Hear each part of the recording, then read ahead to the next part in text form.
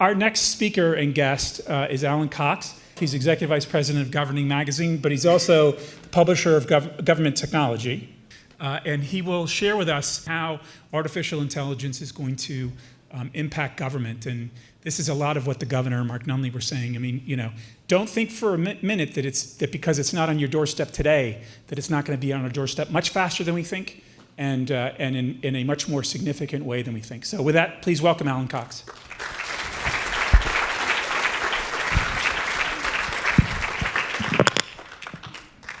Thank you, Tom. So Tom and I had a great discussion. I was grateful that he gave me a half hour of his time and we talked for 2 hours. It was one of those rambling discussions that went all over the place. As he said, I was. Oh no, you were very focused and you kept looking at your watch. I just ignored it. Much like I'll do with Scott when he tells me to get off the stage in about 25 minutes.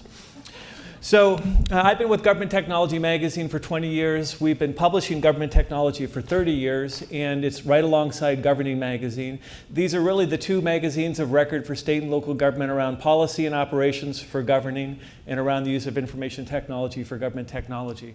9 years ago, Governing was about to go bankrupt, so we had always wanted the magazine. We were finally able to buy it. So now we publish both. We have our offices in DC and offices in California. You can imagine which one is which just because of the two states.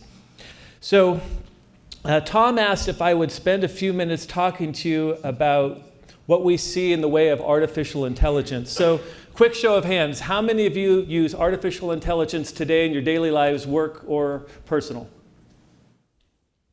If every one of you do not raise your hands, you don't own a cell phone, you don't own an Alexa, you don't own any technology whatsoever, because really there's no part of your life that is not influenced by artificial intelligence. If you've been recently using a Google map to get somewhere and it tells you there's traffic in the area and you should reroute, that's artificial intelligence. If you've talked to Siri, it's artificial intelligence. So we really use this in a lot of mundane ways that we don't really know what they are. And this all really started a long time ago, and the governor, in his wisdom, said, this may take a long time. You may not see it tomorrow. That's true. A gentleman in 1959 named Arthur Samuel realized that machines could learn. Machine learning, 1959. In 1967, at the Stanford Research Institute in Menlo Park, California, a gentleman, brilliant guy named Doug Engelbart, did a live video conference using multiple screen windows, a mouse, and hypertext editing in a live video conference between San Francisco's Moscone Center and the research organization in Menlo Park. Video conferencing, the mouse, hypertext editing, Windows, 1967. It took us until the mid-'80s before this was even really used commercially. And actually, a great story, and I shared this with Tom. My dad worked at SRA International, and he was the one who funded Doug's research. And he got a call one day, and it was a guy named Steve Jobs saying, hey, this mouse thing that you guys own the patent for, I want to license that. So my dad negotiated the licensing of the mouse with Steve Jobs over the phone. But again, this was in the 80s. So it takes a long time for us to adopt technology. It really does. So this is a basic definition of artificial intelligence technologies, machine learning, computer vision, et cetera. You're going to become very familiar with this, but it'll really be as a user probably than the one who does the programming of all of this. So in popular culture, we've seen a lot of this, right? How many of you saw 2001: A Space Odyssey, Stanley Kubrick's great tome? My parents took me to this as a double feature with Charlton Heston and the Omega Man. A terrible double feature for a kid. My brother and I both fell asleep in this movie and then were terrified of the Omega Man. So this is the HAL 9000, HALIBM. You see the significance there. This was their artificial intelligence agent that they took into space that caused all kinds of challenges. Any of you see the movie The Postman? Oh, wow, just a couple. It's a cult classic. It's a movie about a post-apocalyptic environment after a bunch of electromagnetic pulse weapons are set off, biological weapons, and the hero ends up in a mail truck to survive and then starts delivering the mail and becomes the leader to help bring back society. Well, the author of this book that became the Kevin Costner movie is a guy named David Brin, and he wrote an interesting article that I read years ago. This was December 1st, 1998. It's called The Transparent Society. And he was forecasting a time where technology was so pervasive that it started to alter what we had. And he talked about two cities that were basically cities full of cameras. And imagine now that in London, you're seen on closed circuit television at least 3 times a day, every citizen. There's millions of cameras that have been deployed between stores, merchants of all kinds, and government. Actually, government owns the least amount of cameras in the UK and actually in the United States as well.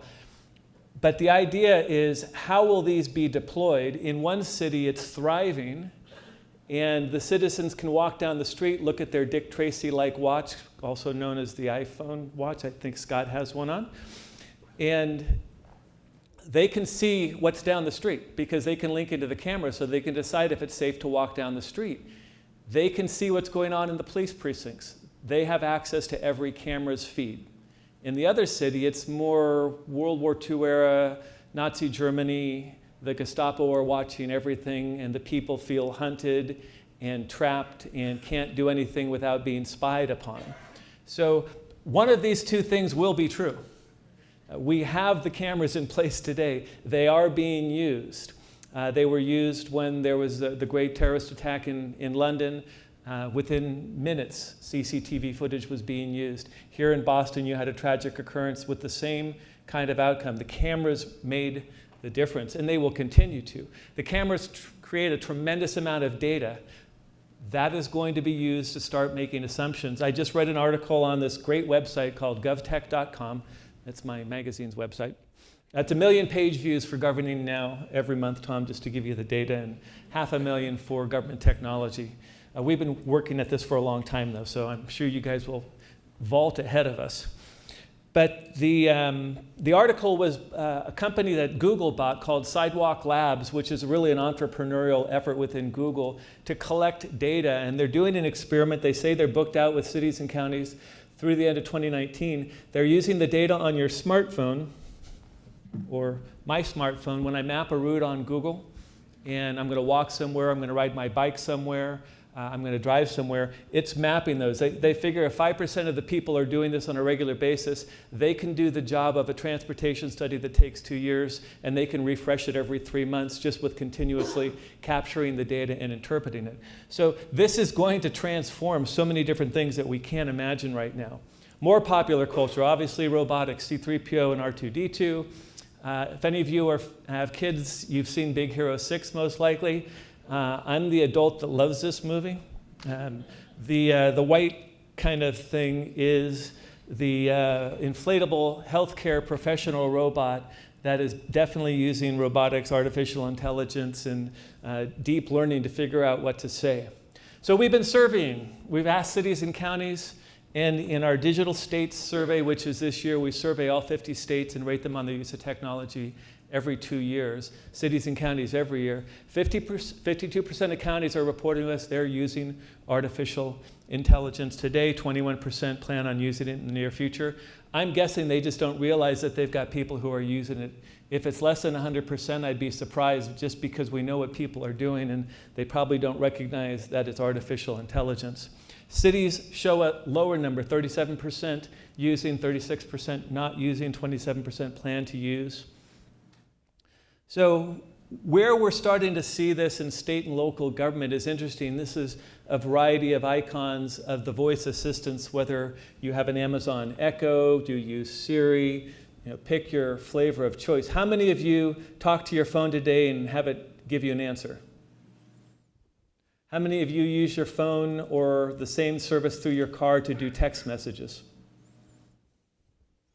Thank you for doing that. It's interesting, as you start to see what the insurance companies are looking at, they are predicting 80% fewer accidents by 2030 as a result of artificial intelligence. So that should mean insurance rates go down quite dramatically. Cars last longer. But one of the challenges will be the disruption that you're going to see as a result. If there are 80% less accidents, what's going to happen to the car repair industry? What's going to happen to the vehicle sales industry if cars last longer because they're not being totaled in accidents? So there are some interesting, there's the good thing, less accidents. Having just had to turn in my car to an auto dismantler because somebody behind the car behind me decided not to pay attention to the red light, struck him who struck me, so that was the end of my car. Very light impact on mine, but an old car wasn't worth much, so no damage to me. I think everybody was actually fine in the accident. But this is going to change pretty dramatically. If her car was more up to date, that might not have happened. So what we're seeing in state and local government, Mississippi and Utah, North Carolina, there are many, are really trying to figure out how to use the technology like the Amazon Echo, or pick your flavor of choice. When the Echo was first debuted, the Chief Technology Officer for the state of Utah, Dave Fletcher, who's one of the more innovative CTOs, he works for the Mark Nunley, he's second in command. He bought 2 of them for the state, and they immediately said, okay, this is going to be transformative. How can we use this? So they created the ability for high school students to do their DMV practice exams by talking to the Amazon Echo through an app that they created, which is a free app platform to use from Amazon. Same kind of things with all sorts of digital assistants are being done. So we're starting to see states adopt this technology to do work that will help people in some way. Now, think about this. When we went from an agricultural society with about 90% of people engaged in the mid-1800s in agriculture, that's in the United States, it took us until the early 1900s before we'd really seen the massive transformation as we got through the Industrial Revolution, part 1 and part 2. Today, less than 1% of our population actually works in agriculture. So 90% to 1%. That is automation, that is augmentation. Instead of a human plowing the field or a horse driven device plowing a field, now it's machinery. We're looking at many countries who are adopting technology, whether it's drones or autonomous vehicles, or even surprisingly, I saw this great demonstration of the little remote control cars that you see people racing and things like this. So they had put sensors on something like that. They drive it through their field and it's autonomous. It goes where it's programmed to go and it measures. It has cameras so it can spot infestations. It can spot weeds, pests. It can tell whether it's too dry or too wet. They're also flying drones autonomously over their fields to see the same thing. Much more accurate than what satellites can give them today, and all within the control of the farmer. So we've augmented people for a long time. If any of you wear glasses, you've been an augmented human being for a long time. By 2050, scientists figure that everybody will be an augmented genius. Seriously. They will be able to give you the intellect and the intellectual property of society. What will that do? Many people think it will create a new creative era for humankind that has never been seen before, because we'll all have the intellect to accomplish just about anything we need, and we'll turn into creative geniuses. We'll see. So Google Glass. Did anyone buy Google Glass? Neither did I. Our Chief Innovation Officer, Dustin Heisler, bought Google Glass, showed it to me right after he got it. It was very cool. One of the epic fails, right? It came and went. So this was 2015. What happened? Well, the biggest thing that happened was society was not ready for people wearing a camera on their glasses, gathering information about them. That was a little bit too invasive. How many of you would agree with that being a problem for you? Cameras on glasses, too invasive. Yeah, me too. The millions of cameras in the United States notwithstanding. So, I was surprised actually by this, maybe you're not. They've made a comeback. They are going gangbusters in manufacturing today. So this is AGCO, it's an agricultural company. This is a woman on an assembly line building an engine for a Massey Ferguson tractor. They use Google Glasses with all of its data at every step of their manufacturing. It tells them what the next step is. They can reference a diagram. The tractors are built almost as a snowflake. Every single one of them is custom for the user, so the build sheet on them is tremendously complex. So what they used to have to do is either they would have a tablet, which they said they broke them about every week because they'd get dropped. So that's expensive. Or they have to walk 50 feet to the nearest workstation. Oh, that one's being used. Now walk 200 feet, go over there. It's very inefficient. They started playing with Google Glass. They can see everything. They can hold a bolt up and the glass will recognize the bolt, the grade, and say right one or wrong one, correct one. Torque spec is this for your torque. The torque wrench actually is Wi-Fi enabled, so that it will tell you you've successfully completed the task. They are getting great results in this. 30% reduction in inspection time, 50% learning curve for new hires, from 12 days down to 3 days for new hires to be able to be productive in the factory. This is an example that is carrying out across almost every major manufacturing segment of our economy. GE has invested heavily in these. Obviously, these guys have. They cost around $1,500 each, but if you're breaking a tablet every week, it's probably a good investment. So Tom said I would talk a little bit more about what we see in government. We're seeing some interesting things around the use of artificial intelligence and intelligent agents. So this is something that we started to track, this idea of an algorithm that can set bail. So if you put all information in front of a computer and say, learn. So what we've done is we've shifted from the idea of we have to program a certain outcome in a computer to we're programming computers to learn. So we instruct them how to learn, how to look at data, and how to correlate. And it basically becomes a probability system.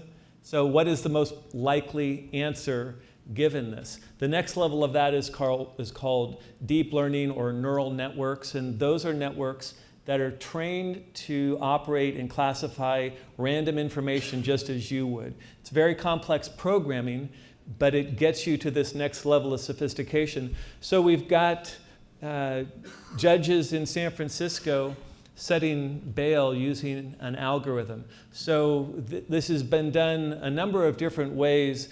A panel of judges will come to a conclusion, compare against what the computer comes to. A judge and a computer, if it's wildly different, a second judge comes in and makes the decision. But this is saving judges a tremendous amount of time in a fairly, one could argue, mundane task.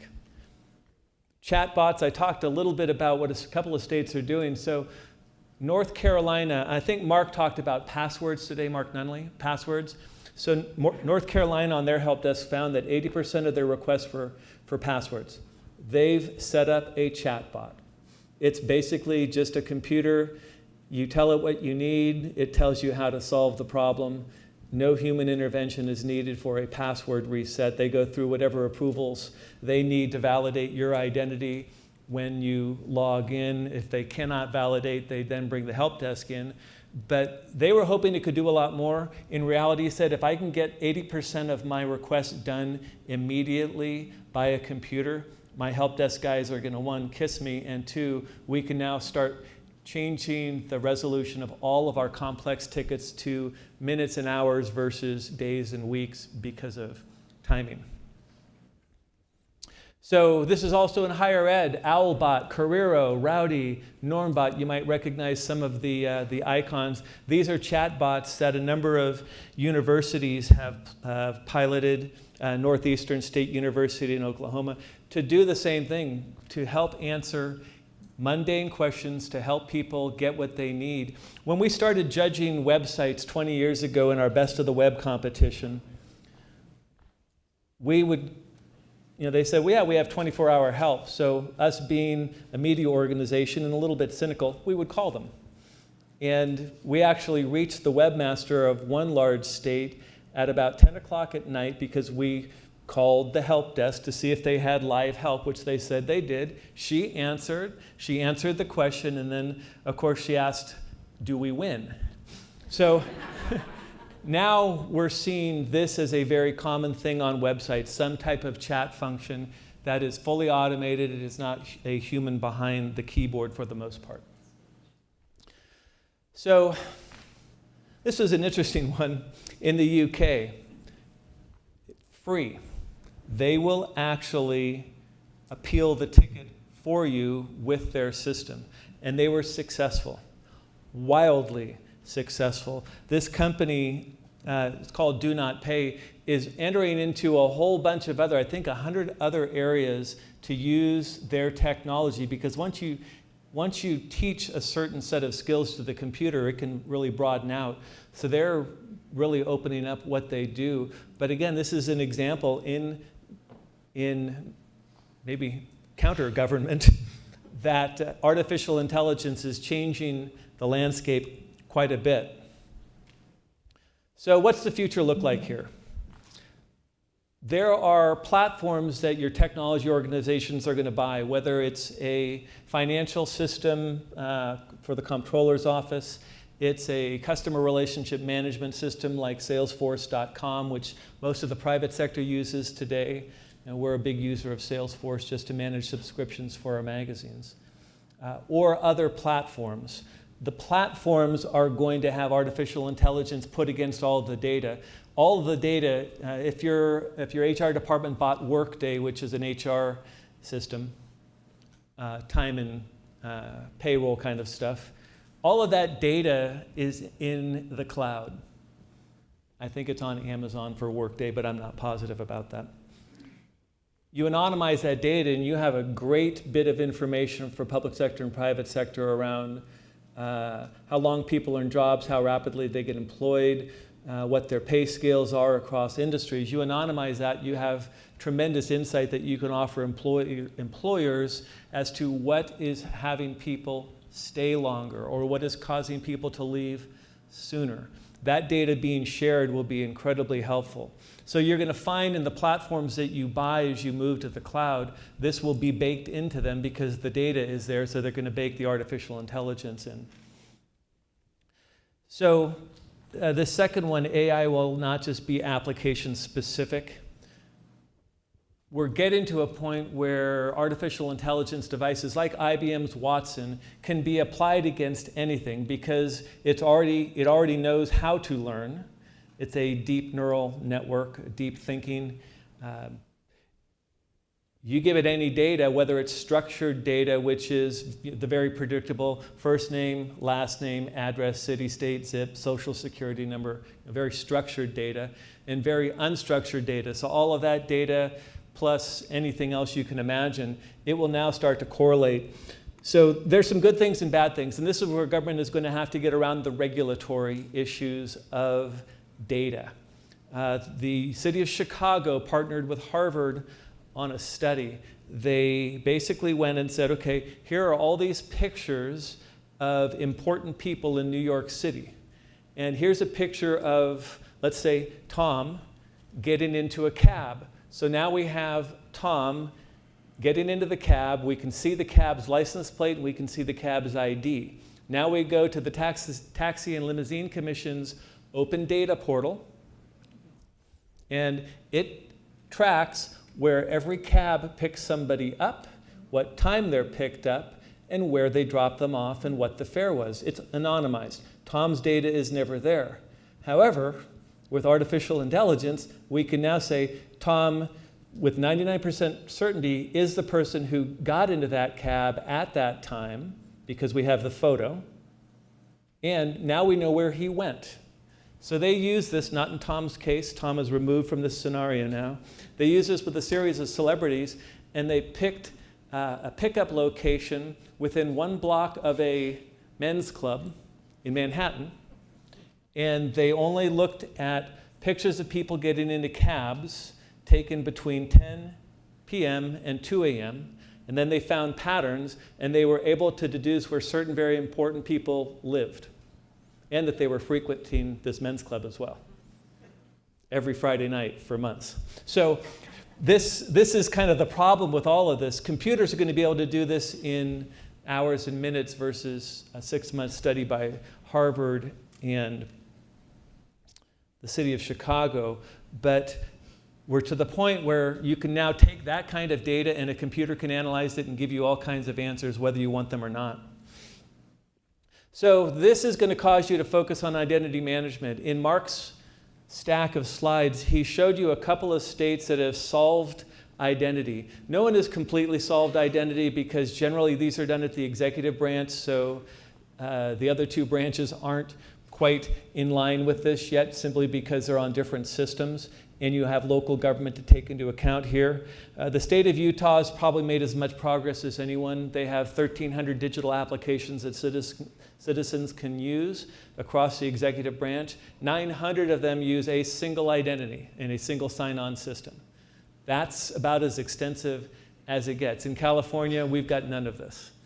California, even though it's, Silicon Valley is right down the street, so to speak, from the state capital, we're fairly unsophisticated in how departments collaborate. The work that Health and Human Services is doing here with at least 10 of the departments to share data across executive branch secretariats, fabulous. Keep it up. It will be helpful, but you're going to have to solve identity.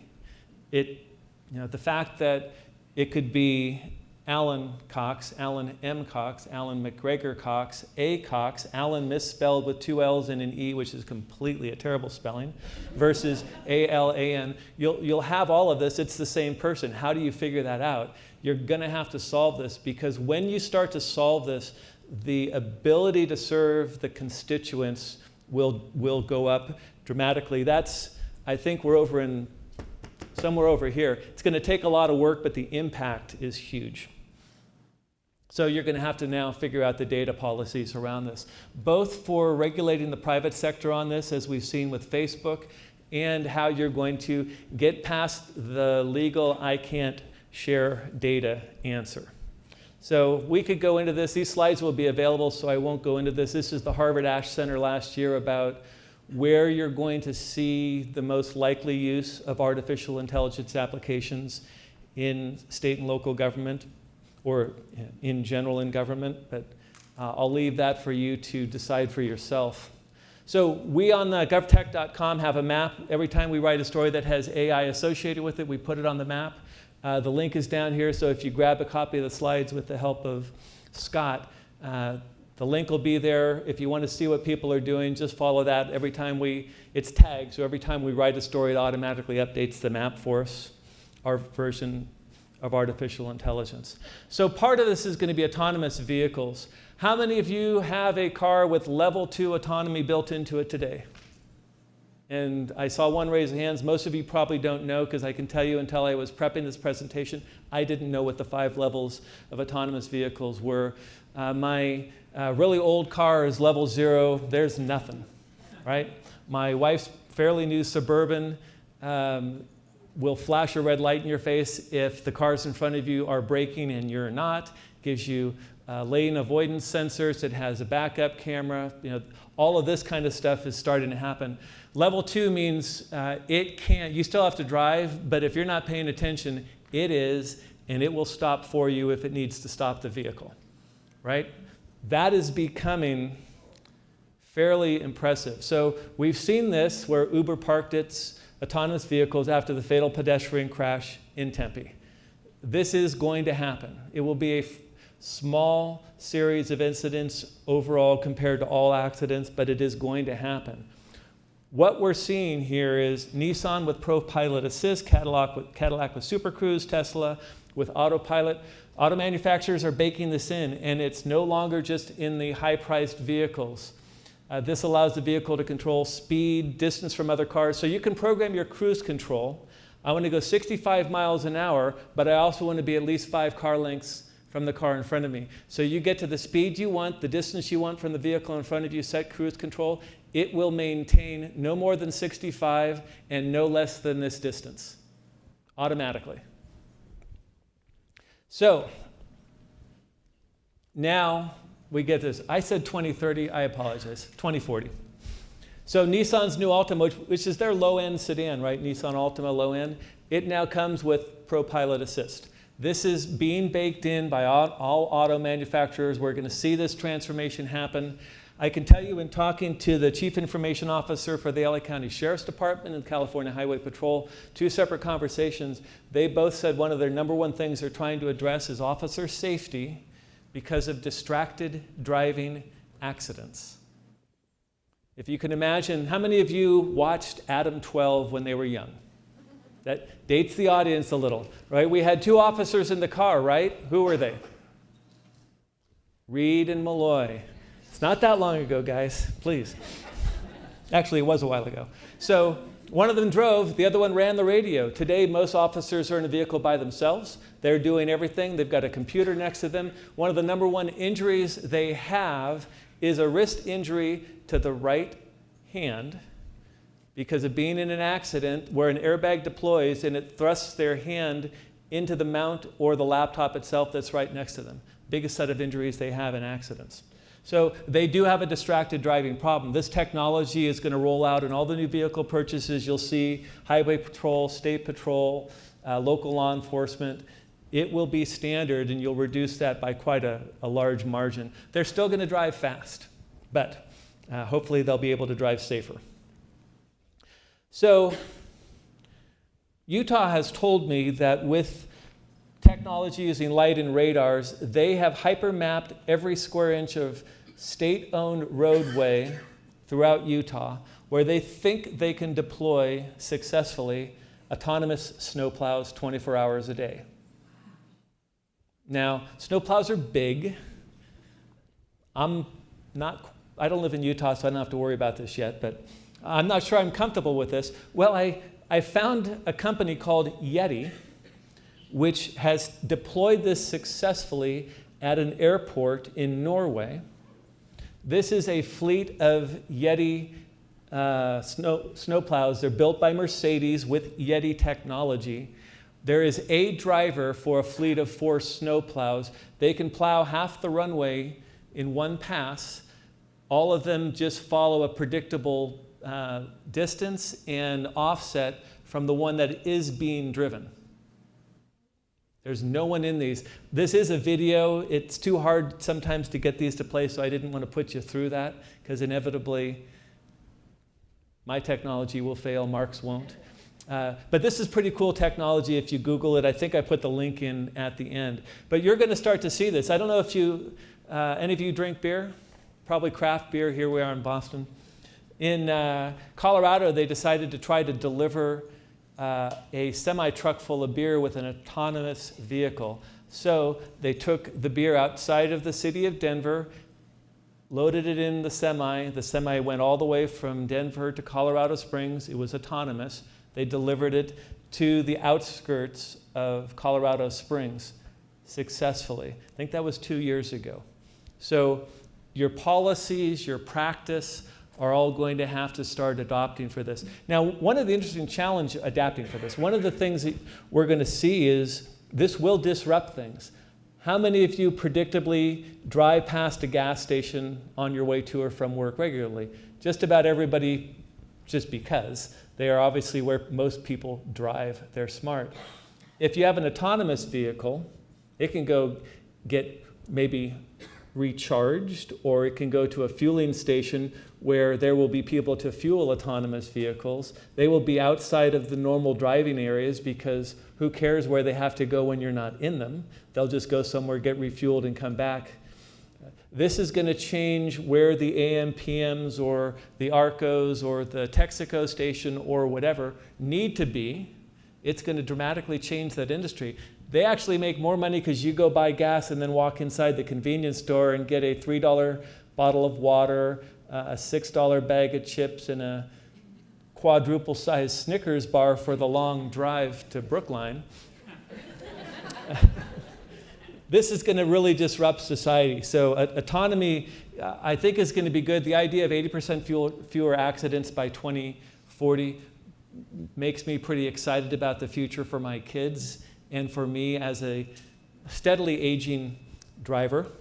You know, when my dad was in his last part of his life, probably around 85. I was terrified to drive with him, and we all invented reasons that we could drive. No, Dad, I'll just pick you up. Well, no, I'll just meet you. No, Dad, I'll pick you up. I owe it to society not to let you drive. So have any of you used the Smart Reply inbox for your Gmail account? You've used it? This is pretty cool. Do you like it? It's handy, yeah. It's handy. So this is somewhat like on your smartphone as you're typing. It's going to give you suggestions on what to say. This, on the other hand, will start, you get a, hey, can you take a look at this? Let me know what you think. You open up the email, it'll say, sure, I'll take a look and get right back to you. You press the button, it sends. Done, right? That very easy reply. It'll group all of your email that could be spam or could be retailers you want to pay attention into one streaming thing. You can look at all of them, dismiss them all at once. What people are reporting by using this priority inbox is they spend 6% less time reading email and 13% less time reading unimportant email. This was Google employees trying this out. This was their own study when they used it on themselves. If you haven't set this up, please save yourself some grief. Try it out. It's pretty cool. So we talked about Google Glass briefly. There's a Chinese company called DoLight, and it has this product called Eyes for the Visually Impaired. Basically, it's a device that you wear over your ear. It has a camera with a light on it, and then an earbud. It will basically, with your tethered to your phone, as this is tethered to a phone, you can hold up something from your refrigerator in front of it, and it will tell you what it is. So if you have juice in a little box and milk in a little box, and they look basically to the visual impaired, they can't tell the difference. This will tell the difference. They pull money out of their wallet, it will tell them exactly what the currency is, what the denomination is, so they can't actually give the merchant the wrong amount. This is all being deployed. If you want to look at it, just search on DoLight. This is what the earbud camera looks like. It's basically saying 100 yen. So another thing we talked about a little bit is artificial intelligence in mapping. So if you haven't seen this, one of the great features to me of Google is routing around.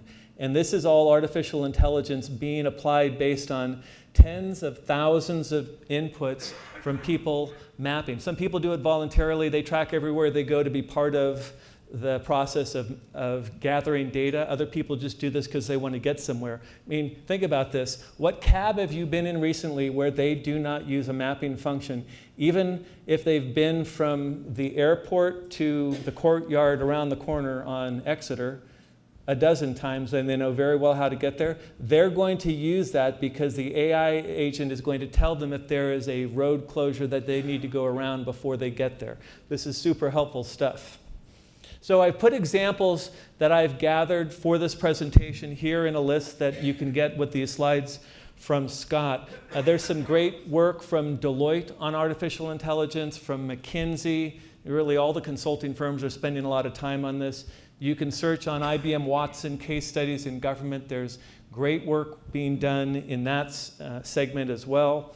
All of the stuff on artificial vehicle development, I went to trucks.com, great website for what they're seeing about how autonomous vehicles are going to get into the trucking industry. The YouTube video for the autonomous snowplows is there, and then I think I have 6 different articles from McKinsey. I put one of them in here, but it'll lead you to the rest. So if you're interested, there's plenty of data. So without further ado, thank you very much. I hope you enjoyed this.